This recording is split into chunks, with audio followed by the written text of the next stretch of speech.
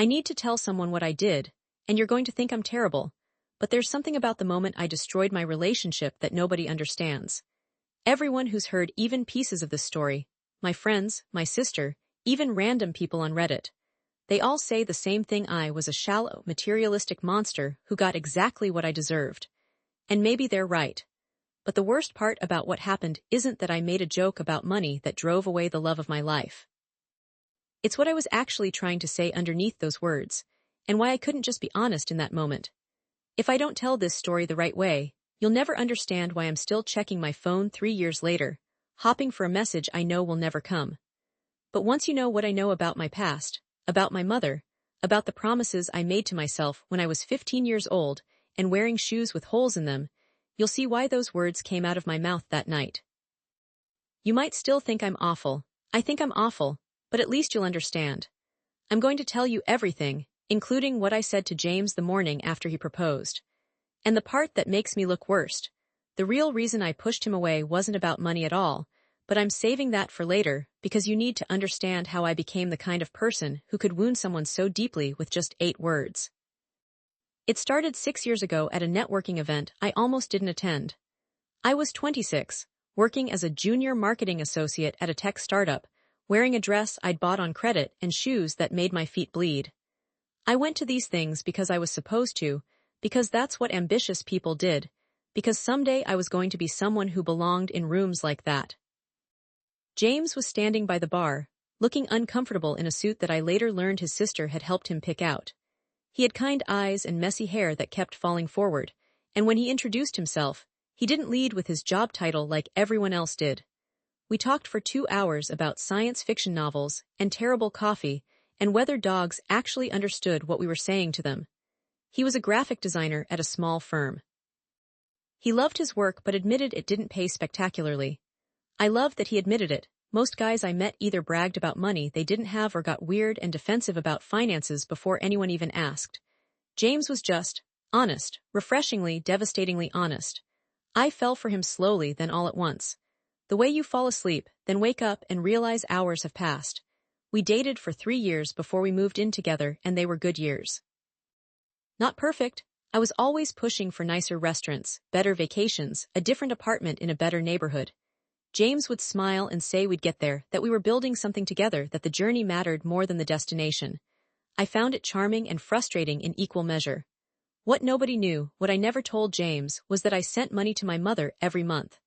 $400 like clockwork, transferred from my account to hers. It was never enough. It was never going to be enough. I grew up poor.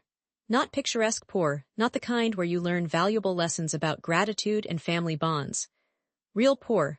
The kind where you learn to sleep through the sound of your parents screaming about money, where you get good at lying about why you can't go on the field trip, where you understand before you're 10 years old that poverty isn't a temporary condition, it's quicksand, and it swallows everything.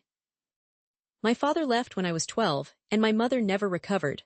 Not emotionally, not financially. She worked 2 jobs and still came up short.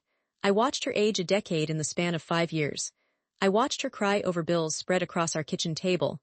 I watched her pretend she wasn't eating so there would be enough food for me and my sister. When I was 15, I made myself a promise in the bathroom mirror of our crumbling apartment I would never be her. I would never be trapped like that. I would never love someone so much that losing them could destroy my entire life. Money wasn't about greed.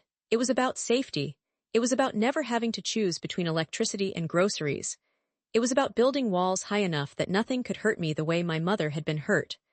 James knew I grew up with less money than him. His family was solidly middle class, but he didn't know the details. He didn't know about the eviction when I was 14, or how I'd stolen food from the corner store because I was so hungry I couldn't think straight, or how I'd worn the same 3 outfits to school for an entire year while girls like Melissa Bradshaw showed up in something new every week. I thought I'd left all that behind. I had a good job by then, a marketing manager position at a different company. I was making decent money. Not rich, but comfortable.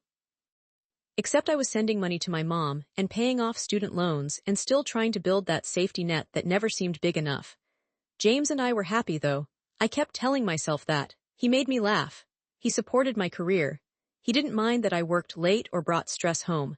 When I had a bad day, he'd make dinner and cue up my favorite show and just exist next to me until I felt human again. But I noticed things. The way he'd suggest cooking at home instead of trying that new Italian place. How he'd grown quieter when I talked about wanting to buy a condo instead of renting. The guilty look on his face when his car needed major repairs and he had to dip into savings. I started making comments. Little ones at first. Must be nice to not worry about building equity.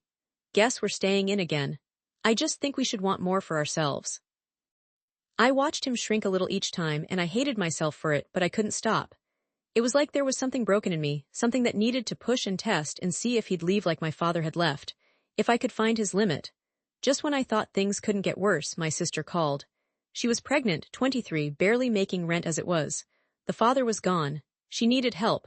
My mom needed help. Everyone always needed help, and I was so tired of being the one who had to provide it. I didn't tell James. I just started sending my sister money too. My carefully built savings started to drain. The condo dream got further away. I got promoted at work, but the raise just meant more going out to everyone else, never enough staying for me. I became meaner, more critical. I'd make jokes about James's old car, his off-brand clothes, how he still shopped at thrift stores even though I'd told him it embarrassed me. He took it all with a patient sadness that made me even angrier. I wanted him to fight back, to yell, to prove he had some fire in him, to prove he wouldn't just take it forever. Everyone online thought I was fine, but privately I was unraveling. My Instagram showed brunch dates and smiling couple photos. It didn't show me crying in my car before work, or the Excel spreadsheet where I calculated how many years until I'd have enough saved to feel safe, or how that number kept getting bigger instead of smaller. I thought I was building towards something. I thought if I could just get us both to want more, to strive more, we'd make it. We'd break through to the other side where money wasn't this constant weight. Really, I was pushing him away as hard as I could, waiting to see if he'd go. 2 years into living together, James started acting strange. Secretive. He'd smile at his phone and hide the screen when I walked by. He took extra shifts at work. He started saying no to things, even cheap things, because he was saving for something important. I knew what it was. Of course I knew. And I felt this overwhelming dread settle into my chest because I knew I should be happy, knew this was what people wanted, but all I could think was how much is he spending on a ring? How much money is he about to waste on a symbolic gesture when we could use it for something practical? Also, a quieter voice: what happens when someone loves you that much? When they give you that kind of power over them? My mother had that once, and look where it got her. He proposed on a Saturday night in our apartment. Nothing fancy, no restaurant or public spectacle. He made my favorite dinner, pasta carbonara, that never came out quite right, but I loved that he tried, and afterward, he got down on one knee in our living room with its second-hand couch and my IKEA bookshelf and his collection of vintage concert posters. The ring was beautiful, too beautiful. I could see money in it, money we didn't have, money that could have gone toward our future instead of this moment. "Mallory," he said, and his voice cracked a little. "I love you. I've loved you since that first night when you argued with me for 20 minutes about whether Star Trek or Star Wars had better world building. I love your ambition and your drive and how you never settle for less than you deserve. I know I'm not perfect. I know I don't make as much as you'd probably like, and maybe I'm never going to be a millionaire, but I promise I will spend every day trying to build a life that makes you happy. Will you marry me?" I should have said yes. I should have cried happy tears and kissed him and let that be our moment. Instead, I looked at the ring and said, "How much did this cost?" His face fell. "Mallory, don't. No, seriously, how much? Because we've been talking about saving for a down payment and you've been acting broke for months and now you show up with this." "I saved for it," he said quietly. "I've been saving for almost a year. I wanted it to be special. I wanted you to have something beautiful." A year. I could hear my voice getting sharp, could feel the ugliness rising up in me like bile. "You've been secretly spending money for a year while I've been—" I stopped, because I couldn't finish that sentence. "While I've been what? Secretly sending money to my family, being a hypocrite. While you've been what?" he asked. "Nothing, forget it." I stood up. "I need to think." "Think about what?" "About whether you want to marry me." He was still kneeling, the ring box open, looking up at me with those kind eyes that were finally showing something other than patience. Hurt, real, deep hurt. "I need to think about whether this is the right time, James. We're not financially stable, you know how I feel about this." He stood up then, closed the ring box. "This isn't about money. Everything's about money, not everything, not this." His voice was harder than I'd ever heard it. "I thought you loved me." Not my earning potential, not my bank account. Me, I should have backed down, should have explained about my childhood, my fears, the promises I'd made to that 15-year-old girl in the mirror, should have been honest. Instead, I laughed. A short, bitter sound that I can still hear sometimes late at night. Love doesn't pay the bills, James. Love doesn't build security. What do you want from me? He was almost yelling now, and I'd never heard him yell. I work hard. I contribute to rent and groceries. I'm trying to build a career I actually care about instead of just chasing money. What more do you want? The words came out before I could stop them. I want someone who can afford me. The silence that followed was the loudest thing I've ever heard. James looked at me like he'd never seen me before, like I was a stranger wearing his girlfriend's face. Afford you, he repeated slowly. I didn't mean, no, you did. He set the ring box on the coffee table with a careful gentleness that was somehow worse than if he'd thrown it. You absolutely did, and you know what? You're right. James, you're right, I can't afford you, not because of money, Mallory, because of what you cost.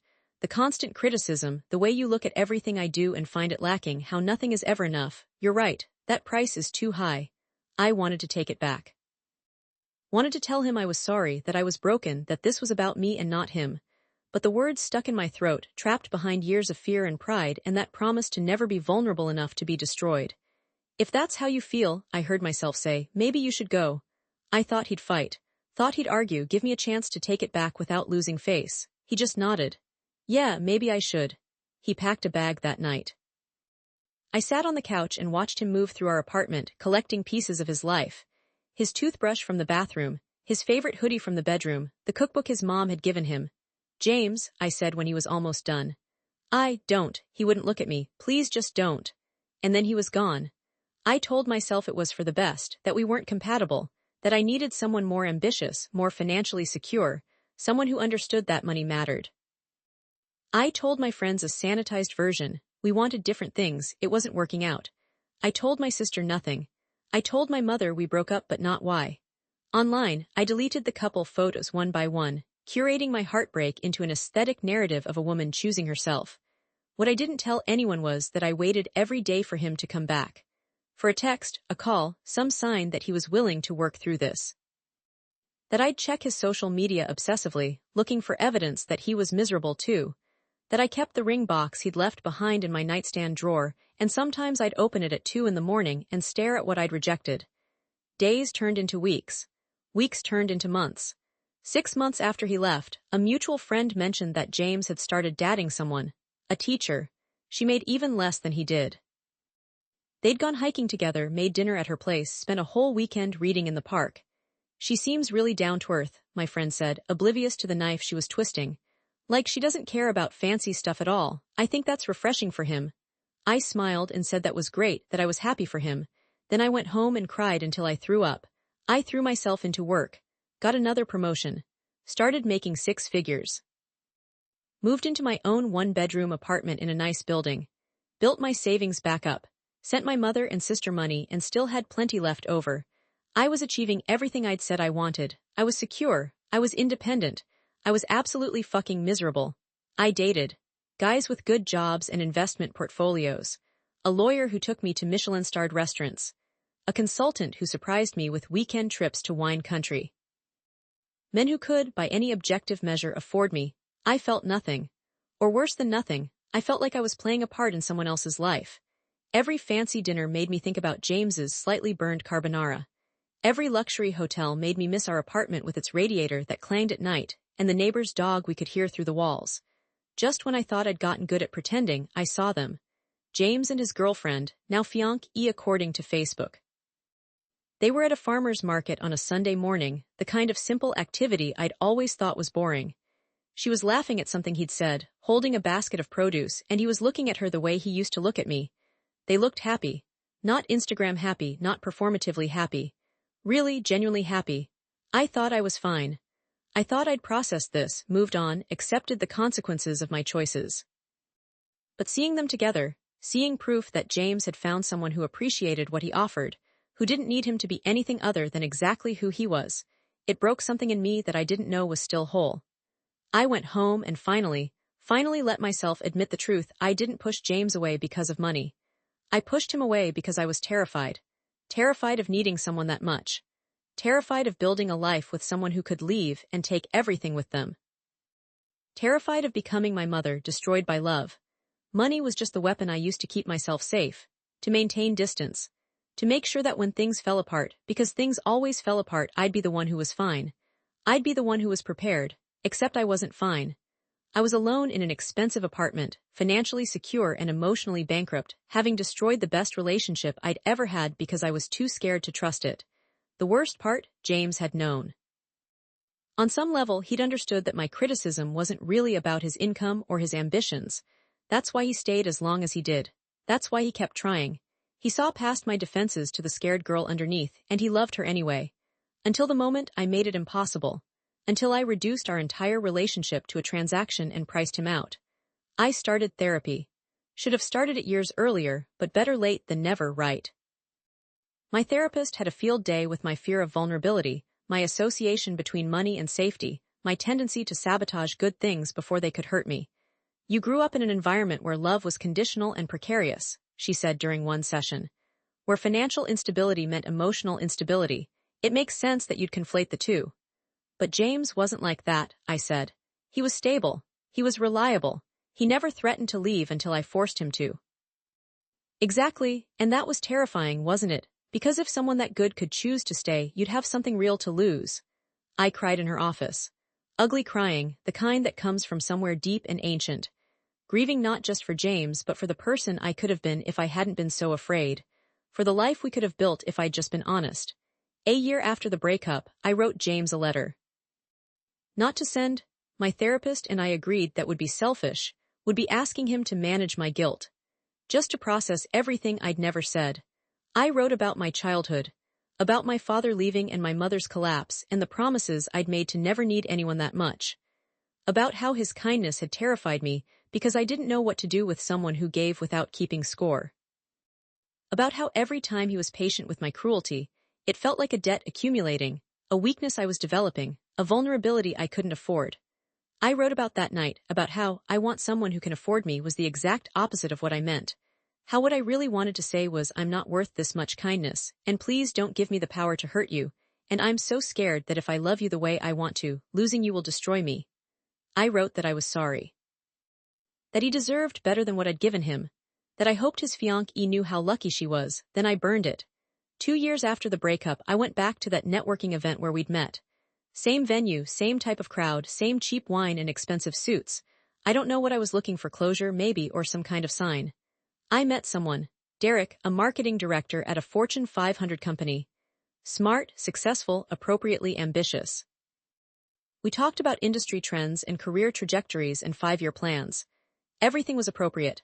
Everything was safe. He asked for my number. I gave it to him. We dated for 6 months. He was fine. We were fine. Everything was perfectly, numbingly fine. He never made me laugh the way James did. Never looked at me with that particular combination of exasperation and affection when I was being difficult. Never made me feel like I was someone worth knowing underneath all my armor. I broke up with Derek on a Tuesday, sitting in another nice restaurant I'd picked out. He took it well, seemed almost relieved. I think we both knew we were just going through the motions, trying to convince ourselves that compatible on paper was enough. It was 3 years after that night when I finally understood what I'd really done. I wasn't just protecting myself from potential hurt. I was punishing myself preemptively. Some part of me believed I didn't deserve good things, didn't deserve patient love, didn't deserve someone who saw my worst qualities and chose to stay anyway. So I'd made sure I didn't get them. I'd proven myself right about being unworthy by behaving unworthily. Self-fulfilling prophecy, my therapist called it. I saw them one more time. James and his wife, they'd gotten married by then. They were at a coffee shop with a baby, their baby. She was wearing the kind of exhausted happiness new parents have, and he was making faces at their daughter, who was probably 6 months old and drooling on his shirt. I watched them through the window for just a moment, long enough to see him kiss his wife's forehead, long enough to see her laugh at something he said, long enough to understand, completely and finally, exactly what I'd lost. Not just James, not just a relationship, but the chance to be someone who could accept love without turning it into a test. Someone who could build something with another person instead of trying to do everything alone. Someone who understood that vulnerability isn't weakness, it's the only real strength there is. I didn't go into the coffee shop. Didn't interrupt their family moment with my regrets. Just walked away and added another layer to the scar tissue. That night, I looked at my bank account. At the safety net I'd built so carefully. At the number I'd once thought would make me feel secure, it was bigger than ever. I was more financially stable than I'd ever imagined being as that 15-year-old girl in the mirror. And it meant nothing. Absolutely nothing. Because I'd been right about one thing: poverty is quicksand, and it swallows everything. But I'd been wrong about which kind of poverty I should fear. The emotional kind had got me anyway. I'd starved myself of connection and intimacy and trust, and all the money in the world couldn't fill that particular void. I still send money to my mother and my sister. I still work hard and save and build my career. But now I know what it cost me. Not just James, though that's the loss I carry every day, but the person I might have been if I'd been brave enough to trust someone with my whole heart. My friends still think I'm fine. My social media still shows a curated life of success and independence. My mother thinks I'm her success story, the daughter who escaped and made something of herself. Nobody knows that I still have that ring box in my nightstand. That sometimes I open it and wonder about the alternate universe where I said yes. Where I was honest about my fears instead of weaponizing them. Where I let someone love me even though it was terrifying. The real confession, the one I've been building up to, is this: I didn't push James away because he couldn't afford me. I pushed him away because I couldn't afford him. Couldn't afford to need someone that much. Couldn't afford the risk of building a life where my happiness depended on another person staying. When I said, I want someone who can afford me, I was really saying, I can't afford to want you this much. I was pricing myself out of his life before he could choose to leave mine. I was destroying everything on my own terms because at least that way I had control. He proved me right by walking out forever. Not about his worth or his finances or his ability to provide. He proved me right about my deepest fear, that I was too damaged, too afraid, too broken to accept real love. That I would sabotage anything good before it had the chance to save me. And the worst part? I still don't know if I've changed enough. I'm still in therapy. I'm still working on it. But when I imagine trying again with someone new, I feel that old panic rising. That voice that says it's safer alone. That promises are temporary. That everyone leaves eventually, so why give them the power to hurt you? I tell myself this story sometimes, late at night, trying to understand it. Trying to figure out what I could have done differently. But I think maybe that's the wrong question. Maybe the question isn't what I could have done differently, but why I couldn't do it differently. Why I couldn't just be honest and say I'm scared instead of you're not enough. I'm telling you this now because I need someone to know the truth. Not the version where I'm a shallow monster who cared more about money than love. Not the version where I'm completely blameless, just a victim of my circumstances. The complicated, uncomfortable truth where I'm someone who was hurt and who hurt others in return. Who saw the best thing in her life and set it on fire because fire felt safer than the alternative. Everyone thinks they know what happened between James and me. This is what really happened. A scared girl built walls to keep herself safe, and when someone was kind enough to try to climb them, she made sure the fall would kill him. Not out of malice, but out of terror. Not because she didn't love him, but because she loved him too much to survive losing him. So she lost him anyway. On her own terms, under her own control. At a price she's still paying. And sometimes I think that's the worst kind of poverty of all, knowing exactly what you needed to do to save yourself and being too afraid to do it. Having everything you thought you wanted and understanding too late that you wanted the wrong things. James proved me right that night. Just not in the way either of us expected. I still check my phone sometimes, 3 years later, hoping for a message that will never come. Still wonder if he ever thinks about me, if he ever regrets leaving, if some part of him misses what we had even though he's happy now. But mostly I wonder about that alternate version of me. The one who said yes. Who cried happy tears and kissed him and let herself be vulnerable. Who chose love over safety, connection over control. I wonder if she's happy. I wonder if she knows how brave she is. I wonder if I'll ever get another chance to be her.